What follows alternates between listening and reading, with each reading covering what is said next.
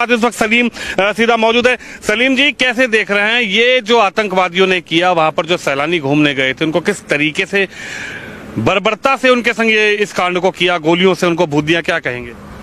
देखिए, ये अगर हम अपने नजरिए से बोल लेंगे तो ये गलत हुआ है, ये आतंकवादी हमला है, ये मानवता के खिलाफ है।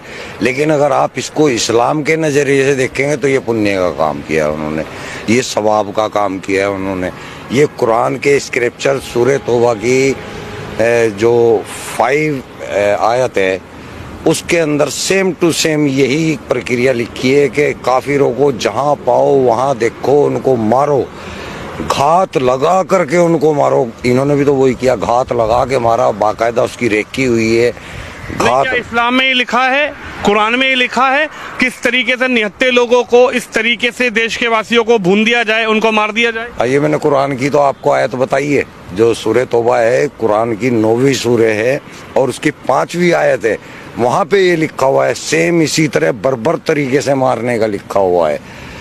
सेम ये लिखा हुआ है कि उनको मारो, जब तक मारो जब तक कि वो ला इलाहा इल्लल्लाह कलमा ना पढ़ ले या जजिया देना कबूल ना कर ले, तब तक मारो। यानी कि पूरे हिंदुस्तान के हिंदुओं का यही हसर होना है इस्लाम के अनुसार।